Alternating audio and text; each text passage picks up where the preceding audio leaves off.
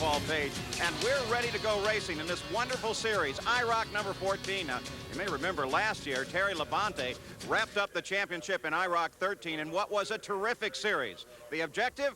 Take some of the greatest drivers in the world, put them in equally matched race cars, drivers from different disciplines, road racing, stock car racing, IndyCar racing, match them up, put them on 3 different race courses, and at the end of the series, total up the points and determine the overall champion.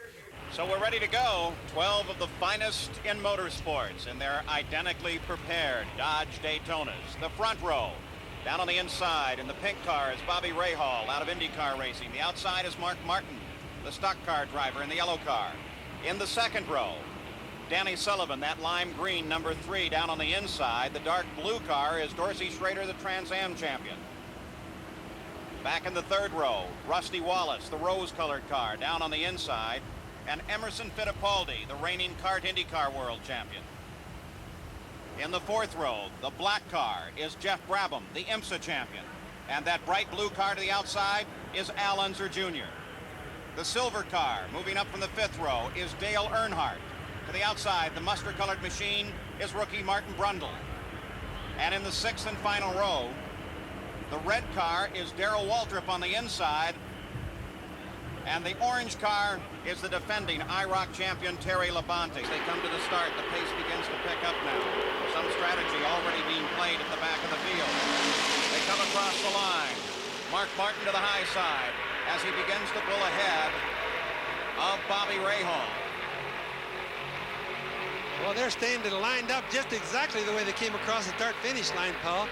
Rusty Wallace in the rose-colored car makes a move early as he dipped down across the track and swooped up to pick up his partner, Mark Martin.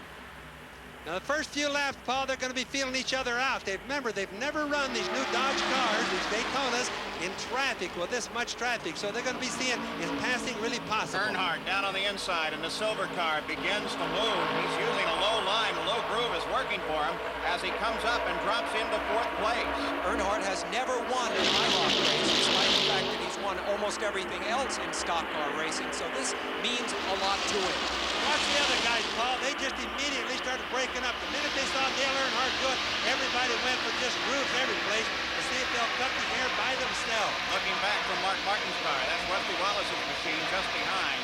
And of course, the trick here, Bobby Unser, is for you to partner up if you possibly can. Yes, now, already Wallace has partnered up with Martin.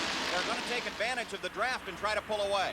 Well, they're going to try to do that. Remember, one driver will partner up with any other driver. Anybody to play ball with them is what they do. Back to the front of the field as Rusty Wallace comes up to the front, and Earnhardt tucks in behind Wallace as well, as Mark Martin for a moment gets caught out of line, but now comes in side by side with Earnhardt. Wallace won his first ever IROC race. It'd be interesting to see if Mark Martin in the yellow car right behind him now could duplicate that feat today. Although being a rookie here, he has, of course, Martin does, in that yellow car, vast experience in this kind of super speedway racing. And conventionally, if you get out of line here, you go back to the back. So far, it's looking like if you get out of line, or at least there can be 2 lines, you can keep on passing. Got a lot of position changes so far. Maybe the aerodynamic package is going to be a little bit better this year. 6 cars run together at the front. The car that surprises me is the dark blue car, Dorsey Schroeder, the Trans Am champion. Really, he has absolutely no experience of any kind on this sort of racing, and yet there he is right behind Dale Earnhardt. He seems to be doing beautifully. It's worth noting that Dorsey Schroeder has one incredibly busy weekend ahead of him. But he's been caught out now. He gets caught out as Earnhardt tucks back into the line, and Dorsey now slides backwards. Absolutely. He flies from here to Topeka, Kansas this afternoon to compete in another race, and then on out to the West Coast to San Francisco to race again tomorrow. So this is the first of 3 races right in a row for Dorsey Schroeder. On board with Mark Martin looking ahead to the leader of the race at Dodge Daytona of Rusty Wallace. Wallace made his move early on, has picked up to the front, and now is using the advantage of running in the draft with Mark Martin. Mark Martin, by the way, says that these cars are so good, he wished that his Winston Cup car ran as good as this IROC Daytona. And Rusty Wallace loves this race. He just thinks that this is the nicest type of racing he can do. It's almost like a kid with a new bicycle to go play with in this thing.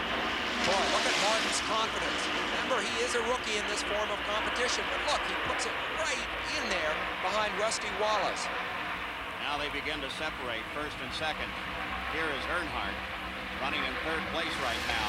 Al Unser is just behind him, and this camera is mounted. You can see it in the rearview mirror there. They have a camera mounted on his helmet. Now we're looking over his shoulder.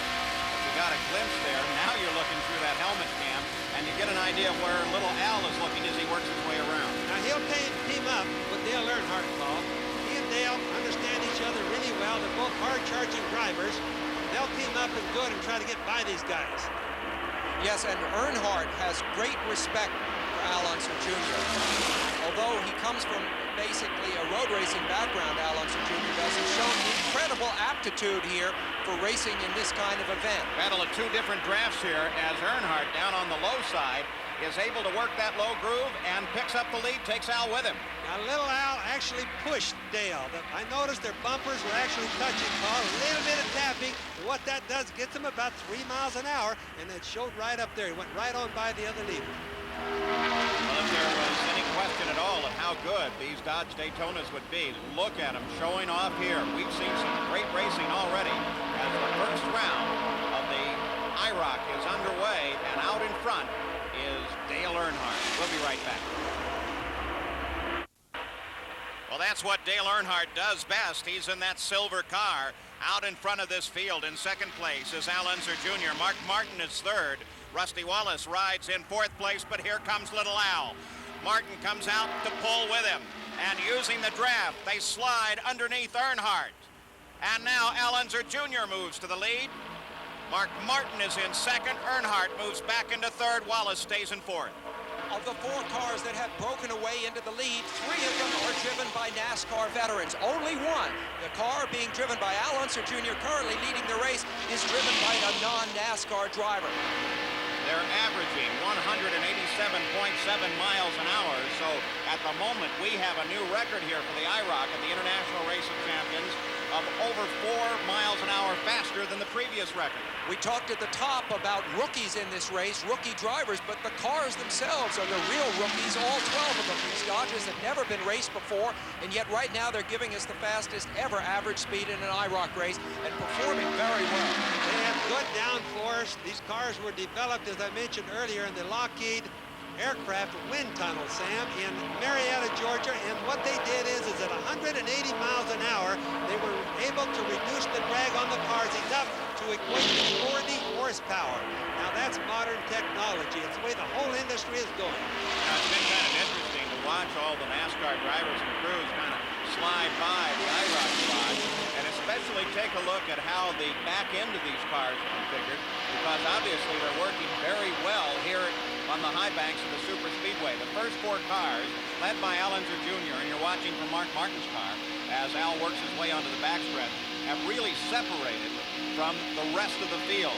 The battle is up here with these 4, with Mark Martin now getting a push from Dale Earnhardt, and Mark Martin goes into the lead. Earnhardt comes into second place. Rusty Wallace closes in. Little Al goes back to fourth. Now that's a perfectly good example.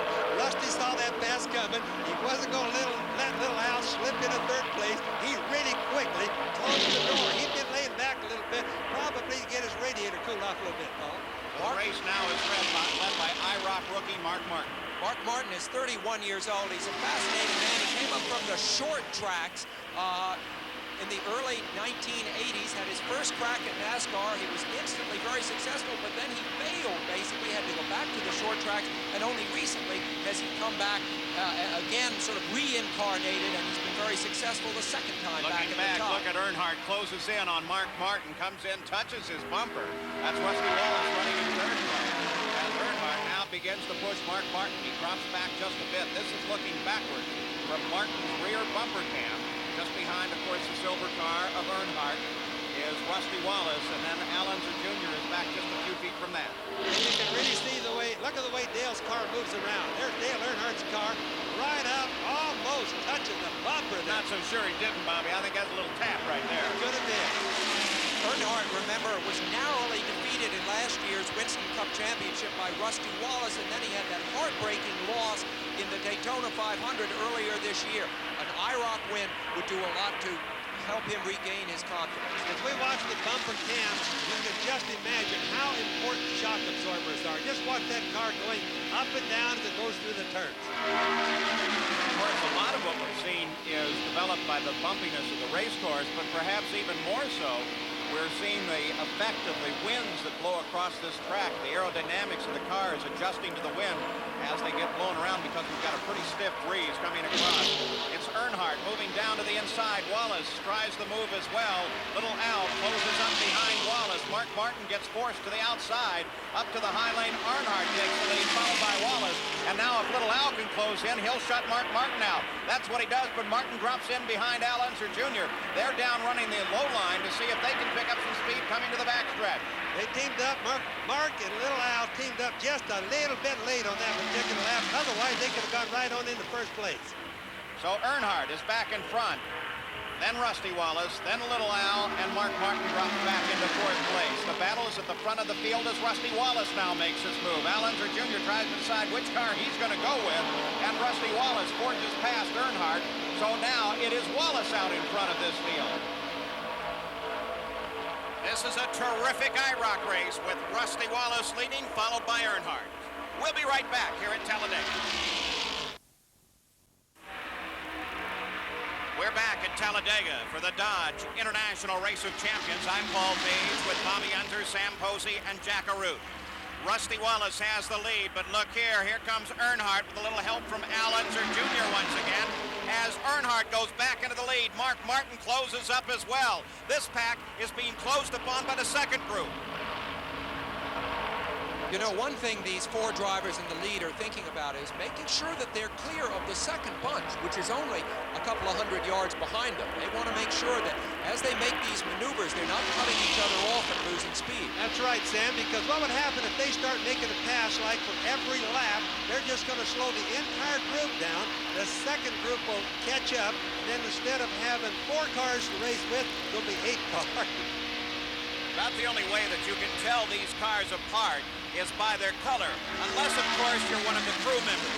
They root for their own special car. Throughout the winter months, these crew members worked on the average 15 to 18 hours a day getting these cars ready. Now, most of them as well are short track racers in their own right, either mechanics or drivers. They have not come down off this wall. In fact, they're rooting for each of the individual cars that they worked so hard on this winter. The second group is, look at that, they're just about caught up. That means that they've already got the draft from the first group. The first group is going to have a race on their hands in just a minute. And the extraordinary thing, Bobby, is that that second group has 2 rookies in it. Brundle, the Grand Prix champion in that mustard-colored car, and Schroeder, the Trans Am champion in the dark blue car. So they, despite their inexperience, have been able to join the leaders. Now you watch, they went down low, and they're just going to, they caught all the cars, so they're just going to get down low and try to truck on by. It's not likely that they can do it, though. You know who showed him the way was the old fox, Mr. Waltrip. I imagine there was some hand signaling from his car to those drivers, and they just stuck with it. Change at the front of the field. We look back from Darrell Waltrip's car as everybody dodging all over the course, and boy, it looked like Wallace got the back end loose coming off of the corner there. Well, Wallace drops back once again at the front of the field. Al Unser Jr. has forged ahead to the front, and Mark Martin has moved into second, followed by Earnhardt. It really looks as if Waltrip used those 2 rookie drivers new to this game to help him leapfrog up to the lead group.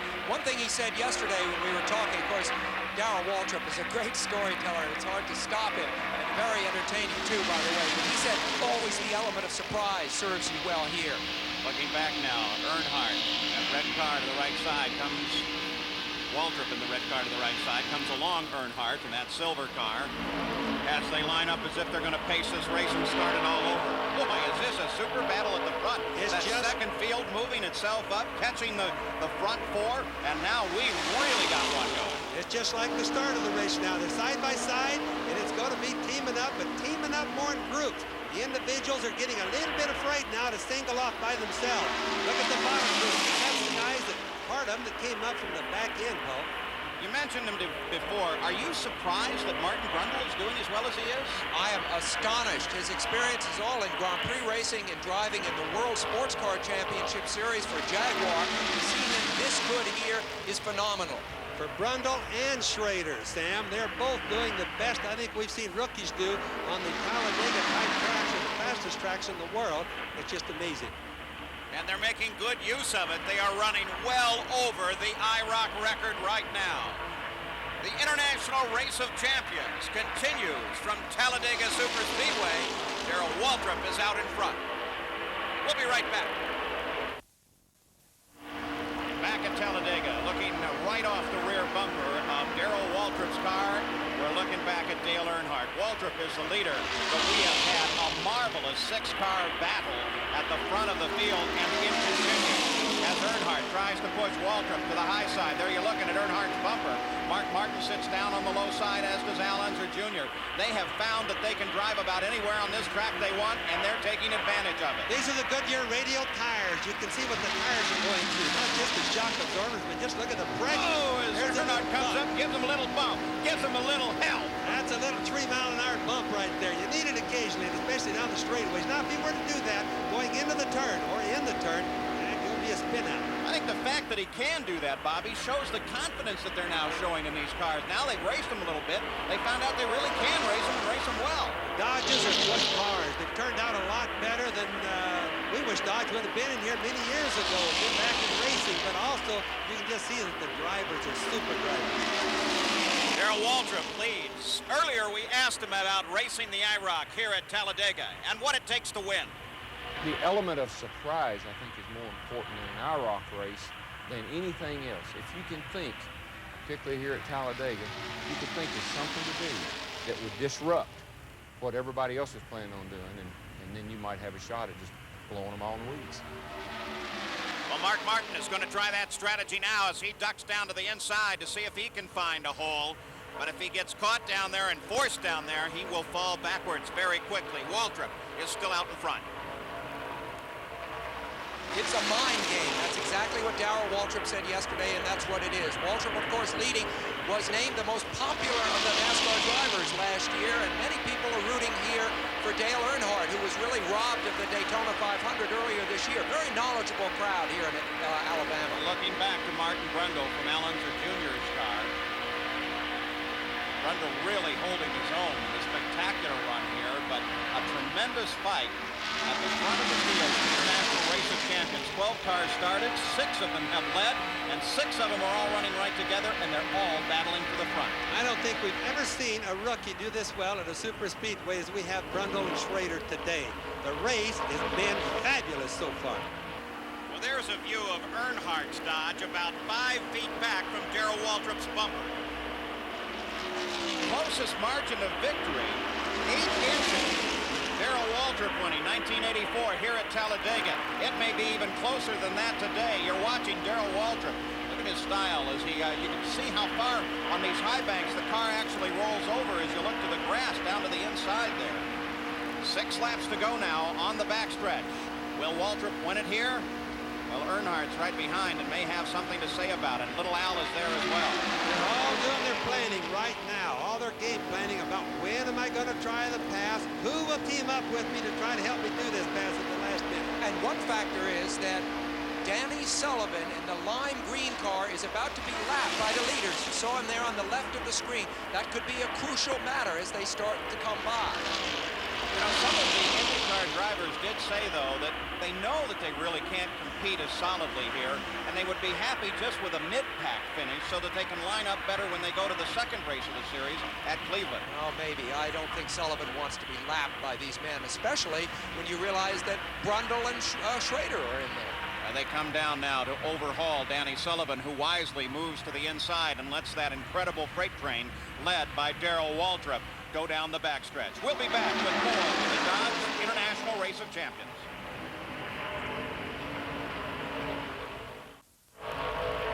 Back to the closing laps now. The Dodge International Race of Champions. I'm Paul Page with Bobby Unser, Sam Wilson, and Chaparral. That's Darrell Waltrip, that bright red car, leading as they come to the line. 4 laps to go. In second place is Earnhardt. We look back at Earnhardt's car from the rear bumper of Waltrip's. But I'll tell you what, there are now a whole bevy, 6 different cars that at any second can move up here and assume the lead. They've proven it time and time again. They've got to start making a little bit of a play here pretty quick. Now, little Al, for example, right there is playing it just slightly conservative. He's afraid to pull out because he couldn't go clear to the back of the train. He's in third right now, just as Rusty got through doing. But the men with the biggest inventory of last lap maneuvers are the two men in the lead, Waltrip and Earnhardt. Waltrip waiting station now. Earnhardt watching. Bobby Unser, are we in one of those positions where Earnhardt is exactly where he wants to be? Well, here we go with another move as Little Al comes to the inside. Mark Martin moves in to pick up Little Al. Let's see if they both can come into the lead. Brundle closes in on the back of Earnhardt. Dorsey Schroeder drops to the inside. Rusty Wallace backs up behind the entire group, looking for a place that he can pick. Little Al went right by. Now, he did his big plan. He did his big pass. Now, he may not have another one left by the time he gets out of line, or if a couple other guys team up like they're doing right now, he may not get another before the end of the race. Waltrip and Earnhardt shuffle pass again. They're both looking for the right place to be. Maybe second is a better place to be. Well, it isn't bad, especially with a race like this one has been going. The Dodge Daytonas have absolutely been just as good as we thought they would be. On board, third place, Unser Jr. The other point here is that the finish line is just beyond the tri-oval. So you have to drive with a little different strategy on the last lap. Running for that line is, look at Earnhardt come up and just bump him. Boy, that's super. You know, you look at the front ends, they're not even bent on the cars, and we watched them bump probably at least 8 or 10 times already, right on the television, yet they're still not bent. Looking for the white flag now, 1 lap to go, and it's still anybody's race. 6 different cars in contention. As they come to the line, it will be Earnhardt out in front. Waltrip out in front of Earnhardt, then Little Al. Brundle and Mark Martin battle back behind them. Now we're on the final lap. Earnhardt is chasing Darrell Waltrip. Little Al continues to watch from his position in third place. Martin just pushed that Brundle right out. I mean, that was just high Superspeedway experience. Just got up and pushed it right over. Final pass down the backstretch as Earnhardt now comes inside Waltrip. Little Al gives him a little bit of help. They come past Waltrip. Here they come, the final maneuvers. There's only one turn and a little bit left now.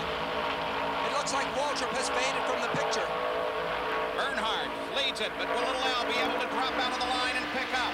They come to the tri-oval. The start-finish line is a bit behind that. Earnhardt widens his car out as they come into the line.